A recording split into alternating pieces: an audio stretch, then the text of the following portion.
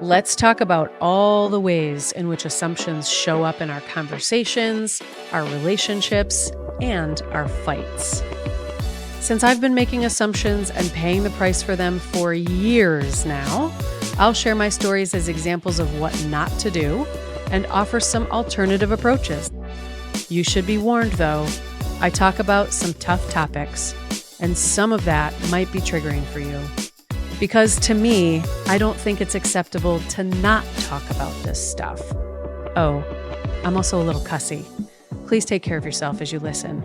Make yourself comfortable, grab a snack and a drink, and let's get started. Welcome back to Confessions of a Chronic Assumer. I am Ellen Patnode, your host, and I am a chronic assumer. So today we're going to talk about assumptions and how they impact trust. Assumptions can impact how we extend trust to people, if we extend trust to people, and also how we think about that process and how we think about trust. So do you work with somebody that you don't really trust? Somebody where you feel like maybe they did something to break your trust?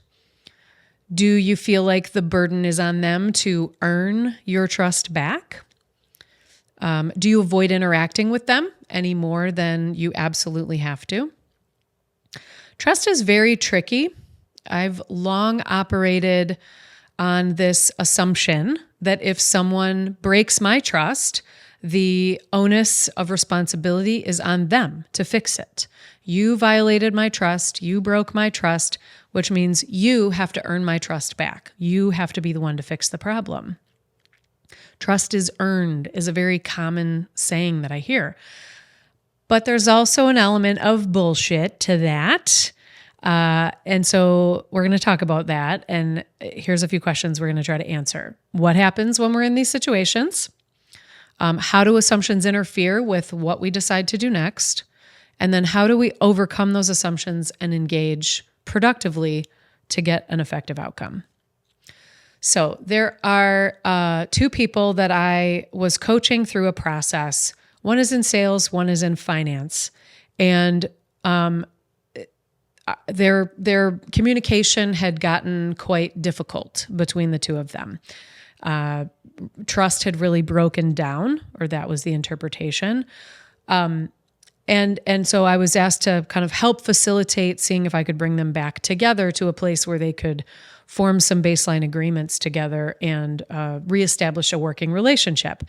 And what I came to understand through working with them is that the finance guy interpreted that when the sales guy was not following an established process, that was actually a disrespect for the person behind the process. So it wasn't really about the process in and of itself. It became a personal attack. So sales guy doesn't follow the process. Finance guy interprets it as a personal attack. This led to the breakdown, like the total breakdown of healthy, functional communication. There were assumptions flying around on both sides. On one side, we had assumptions around intent behind what this person was trying to do, what their intentions were. We had assumptions on the other side about, well, if he's not saying anything to me, then there must not be a problem, right? And they were both assuming the other one would operate and interact based on how they would choose to interact. So if I'm someone that's going to speak up when I don't like something, I'm assuming you're also going to speak up when you don't like something. Neither one of them had much capacity in the beginning to literally try and look at it from the other one's perspective. So assumptions enter into this process when trust is breaking down, I think long before we ever get to the actual moment where you can say, I don't trust you. Leaning away is what they both chose to do, one more than the other. I'm just not going to engage. I'm going to avoid interacting with you as much as possible. I'm just going to do my own thing. You do your thing. And so leaning away is what was happening, but that only made it worse. And then this statement of, well, he has to earn my trust back. He violated it. He broke it. It's up to him to earn it back. Which started to feel like no matter what he does to try to earn your trust back, it's never going to be enough. We'll talk about why that is in a moment. There are some inherent reasons why these differences in approach exist behind trust. So hardwiring is something I think a lot about. Many of you that have worked with me are familiar with this assessment that I use as kind of a cornerstone of understanding people, understanding their communication style, decision-making style, how they're likely to respond to what's happening in their environment.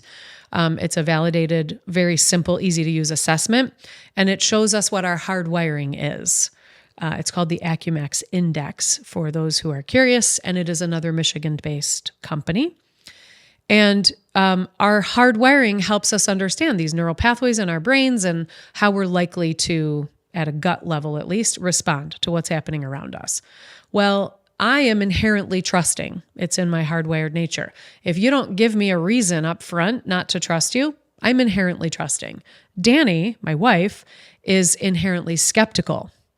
So she'll go into a situation a little bit slower to trust. Like she's got to get enough information about whether or not you seem like a trustworthy person. She needs time to think about it. So she's a little slower to trust. It's also called an inherent skeptic.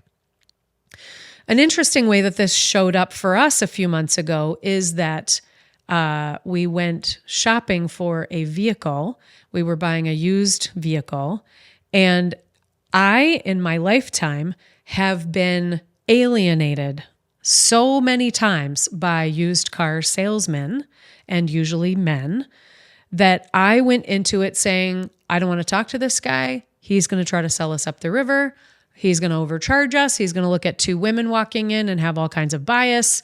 What if he's homophobic? Like, I don't even want to do this. And she looked at me like, what the hell is wrong with you? Just calm down. I've built a relationship with this guy. I've been talking to him on the phone. He's helped me find the exact vehicle that I want. He's gone above and beyond. She had collected enough information to feel like this was someone she could trust, whereas I was going at face value of this type of person, this people that have been in this role have violated my trust so many times that I've now decided all of them are untrustworthy. I can see the negative comments building up now about trustworthy used car salespeople. Anyway, this is an inherent difference between me and Danny. It's a hardwired nature difference. And knowing those things about yourself, by the way, the used car salesman was excellent. We got exactly the vehicle we wanted. He went above and beyond. Danny was right, and I was wrong. Let me be the first to admit that. But the point is, these things are ingrained in our brains. Literally, the way that our brains are shaped, the patterns that are there reveal that hardwired nature. And knowing that about yourself, understanding that about yourself, puts you in a position to be able to understand where the feelings are coming from, or understand maybe why you're feeling a certain kind of way, and then be in a position to adjust accordingly with intention, because all of it requires some intention, right? So let's go back to thinking about how do we cultivate more trust, right? Back to my sales and finance guy. Their hardwired natures are polar opposite from one another. Interestingly, one of them has the same hardwiring as me, and the other one has the same hardwiring as Danny. So it's a very interesting case study for me. I want to prove something to you. So if you're listening or watching this, I want you to actually do this little exercise with me. I want you to think of who your best friend is. Well, let me start by saying this. Trust is an intentional choice. I said that up front. It is a choice whether we choose to extend trust to someone else or not. This idea that someone has to earn it, kind of bullshit. You can't. If you've decided someone is untrustworthy, there really isn't anything they can do to earn it back from you. Let me prove it. Let's do this exercise together. Think of your best friend, one of like your favorite person in the whole world. That is an adult. Children don't count in this exercise. Think of your spouse, your partner, your best friend, whoever. Let's say they do something that has had a negative impact on you. What's your reaction likely to be? Most of us are going to justify or rationalize their actions. They were having a bad day. I chose the wrong moment to interrupt them, right? We will have a justification or a rationale for why they did something that had a negative impact on us. Now I want you to think about somebody you really dislike, an arch enemy, someone who has violated your trust or really hurt you in the past. Think of somebody you really dislike. Now, same scenario. Let's say they do something that has a negative impact on you. How do you react then? For most of us, we will say something to the effect of, well, that tracks. That's exactly what I would expect. You can't expect anything different from that person, right? We use it as proof to reinforce what we already have decided about that person. So this is actually a phenomenon that is backed up by research that was done back in the late 70s by a guy named Pettigrew. It puts us into this vicious cycle where it becomes impossible to restore trust without being the one to just extend it. So for people who are in our out group, or the ones that we've decided are untrustworthy, we tend to attribute their negative behavior to their character. They're not a good person. They have a character flaw. There's something wrong with them. They are an asshole, right? It's part of their character. And we assign these negative behaviors to their character. For people who are in our in-group, people that we love, that we cherish, that we keep close, we attribute that negative behavior to the situation. So character versus situation, the difference being how much we like them. This is an effect they've called the ultimate attribution error, and it just frankly reinforces what we already believe about someone. Confirmation bias is another term that's used to describe this. We look for what we believe to already be true, we embrace that, and we disregard everything else because it doesn't align with our belief system. Lots of examples out in politics at the moment, if you're paying attention to that sort of thing. Therefore, we choose to extend trust. I invited the sales guy and the finance guy to make that choice to extend trust to one another. One of them was more willing to do that than the other one. They're making very slow progress toward their ultimate goal, but I'm very hopeful that they will both get where they need to be with some time and some assistance, support. But it really is a choice.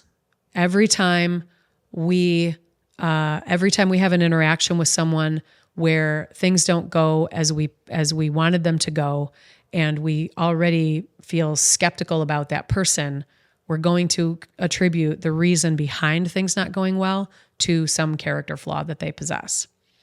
I think we need to check ourselves on this, because the assumptions that we're making are that they are not a trustworthy person, that there's something wrong with them, that they're damaged, when really leaning in and starting to build more of a relationship with that person, understanding them, understanding their motivations, understanding what really makes them tick, could potentially open our eyes to a completely different view of that person than we originally thought they were capable of. So what can we do about this stuff when you see it showing up? First, I want to invite you to reflect on relationships that are not working the way that you would like them to. So think about a person, and you can do this over and over again. I have a list. And it's quite possible that you also have a list, right? There might be more than one person with whom you struggle. I feel like I always have a list. And usually I feel like it's my fault that things aren't going that well. But one relationship at a time, I want to invite you to reflect on that relationship that isn't working the way that you want it to. And I want you to recognize where you might be making some assumptions about the other person's intention, about their capacity to not be an asshole, about what they really care about, what their motivations are, etc. Right? If you visit my website, there's a downloadable free resource. We'll put a link to it in the show notes for this podcast so that you can find it. That just gives you some ideas of what kinds of questions could you ask someone in order to try to more fully understand who they are. Once you've reflected on those things a little bit and you maybe have recognized some assumptions that you could be making, things that you may not know or understand about that person, I want you to ask yourself these 4 questions. And these 4 questions come out of a book called Crucial Conversations. Many of you may have heard of it or even read it. And these 4, I've kind of tailored these 4 questions to my own purposes, but they're based on the questions that are in that book. Here are the 4 questions. Number 1, what is my goal for this interaction? So you got your specific person in mind. Think about the next interaction you've got coming up with them. What is my goal for this interaction? Question number 2, what do I want for the other person? Or maybe it's a group of people. What do I want for the other group of people? No judgment. Question number 3, what do I want for the relationship between myself and this other person?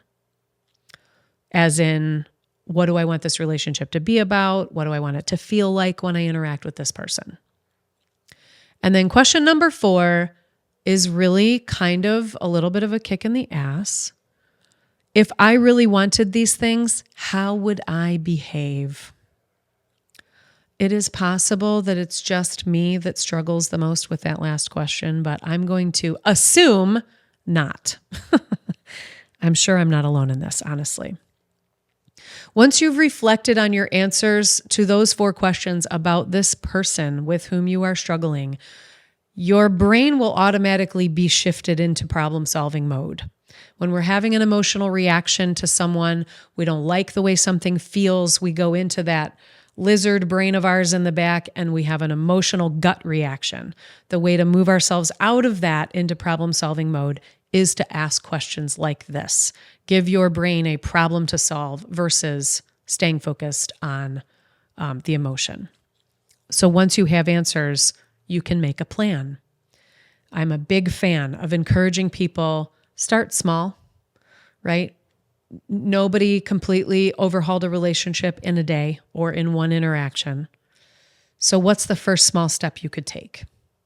The ultimate goal may be further out, but what's one small step you can start with that's going to move you in the direction you'd like to go? Thank you for joining me today. Come back next time. We're going to talk about how assumptions affect how we think about or set boundaries. Or don't. Until then, please connect with me on social media. You can find me on LinkedIn at Ellen Patnode. You can find me on Facebook and Instagram at Patnode Coaching.